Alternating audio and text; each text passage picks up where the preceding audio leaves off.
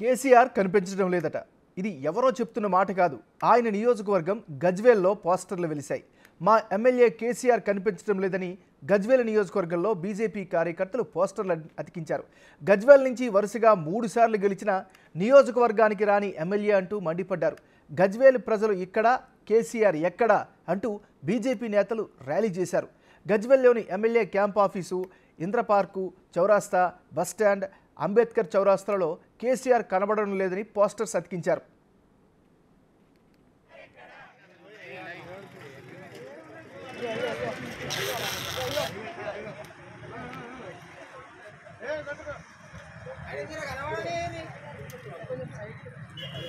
చిన్న చిన్న జరగాల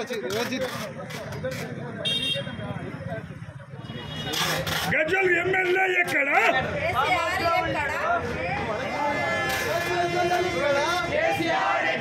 గజ్వేల్ ప్రజలు ఇక్కడ, గజ్వేల్ ప్రజలు ఇక్కడ రావాలి రావాలి.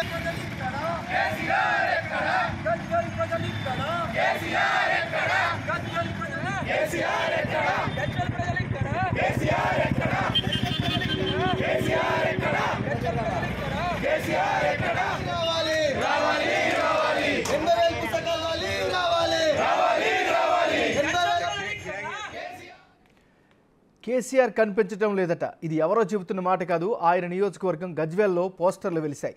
మా ఎమ్మెల్యే కేసీఆర్ కనిపించడం లేదని గజ్వేల్ నియోజకవర్గంలో బీజేపీ కార్యకర్తలు పోస్టర్లు అతికించారు. గజ్వేల్ నుంచి వరుసగా 3 సార్లు గెలిచిన నియోజకవర్గానికి రాని ఎమ్మెల్యే అంటూ మండిపడ్డారు. గజ్వేల్ ప్రజలు ఇక్కడ, కేసీఆర్ ఎక్కడ అంటూ బీజేపీ నేతలు ర్యాలీ చేశారు. గజ్వేల్లోని MLA camp office, Indra park, చౌరాస్తా, బస్టాండ్, అంబేద్కర్ చౌరాస్తాలో కేసీఆర్ కనిపించడం లేదని పోస్టర్స్ని అతికించారు.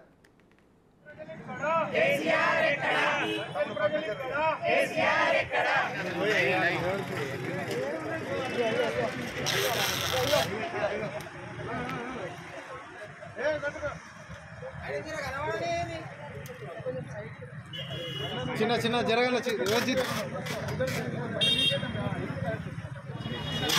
గజ్వేల్ ఎమ్మెల్యే ఎక్కడ?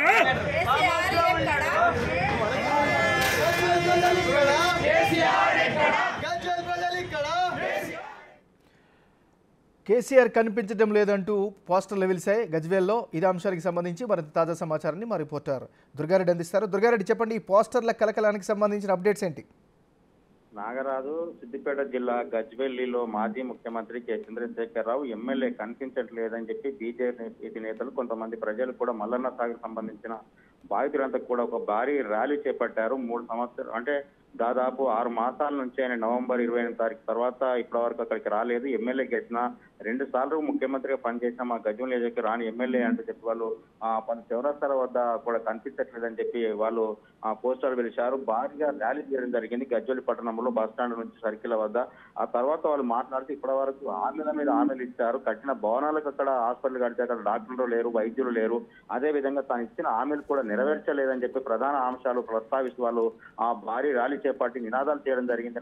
దాంతో పాటు అక్కడ గజ్వేలిలో అప్పుడైతే ముఖ్యమంత్రిగా పనిచేశారు, ఇప్పుడు మాజీ ముఖ్యమంత్రి, ప్రస్తుత గజ్వేల్ ఎమ్మెల్యే. గజ్వేల్ ప్రజలు 3 సార్లు కూడా ఆయనకు ఆ భారీ మెజారిటీ గెలిపించిన తర్వాత ప్రజా సమస్యలు పట్టించుకోకుండా ఒక్కసారి కూడా అసెంబ్లీకి వెళ్ళలేకుండా ఆయన అసెంబ్లీలో గజ్వేల్ సమస్యలు ప్రస్తావించలేదని చెప్పి ఆ ప్రధాన మాటలు మాట్లాడడం జరిగింది. దాంతో పాటు అక్కడ బీజేపీ నేతలు కూడా హామీలు ఇచ్చారు, గతంలో మర్చిపోయారు, ఇప్పుడు కూడా వాటి ప్రస్తావించడం లేదు.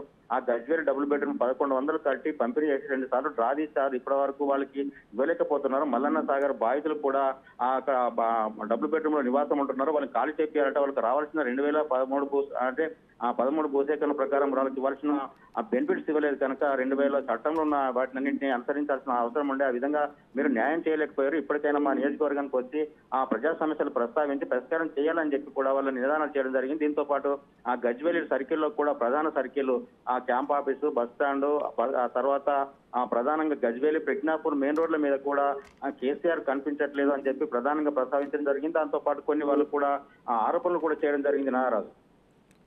Right, thank you Durga Reddy.